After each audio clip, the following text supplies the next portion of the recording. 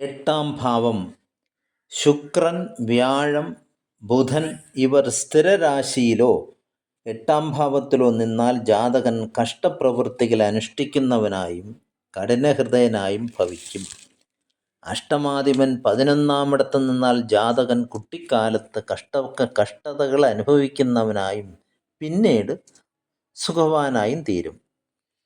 ലാഭകനായിരിക്കുന്ന അഷ്ടമാധിപതി പാവനായിരുന്നാൽ അല്പായുസ്സായും ശുഭഗ്രഹസഹിതനായിരുന്നാൽ ദീർഘായുസ്സായും ഭവിക്കും. അഷ്ടമാധിപൻ ക്രൂരഗ്രഹങ്ങളോടുകൂടി 6-ാമിടത്തോ 12-ാമിടത്തോ നിന്നാൽ ജാതകൻ അല്പായുസ്സായി ഭവിക്കും. അപ്രകാരം 8-ാം ഭാവാധിപതി ലഗ്നാധിപനോടുകൂടി 6-ാമിടത്തോ 12-ാമിടത്തോ നിന്നാലും അല്പായുസ്സായിത്തീരും. അഷ്ടമാധിപതി 8-ാമിടത്ത് തന്നെ നിന്നാൽ ജാതകൻ ദീർഘായുഷ്മാനായി ഭവിക്കും. ശനി ആയിരുന്നാൽ തന്നെയും 8-ാം ഭാവാധിപനായി 8-ാമിടത്ത് നിന്നാൽ ദീർഘായുസ്സായിത്തീരും. 8-ാം ഭാവാധിപൻ 2-ാമിടത്ത് നിന്നാൽ ശത്രുയുക്തനായി കള്ളനായും തീരും.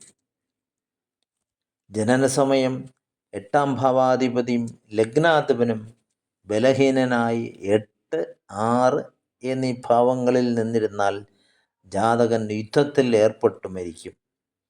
അവർ ബലവാന്മാരായി ആ സ്ഥാനങ്ങളിൽ നിന്നിരുന്നാൽ യുദ്ധത്തിൽ ശത്രുക്കളെ വധിച്ച് ജയം പ്രാപിക്കും.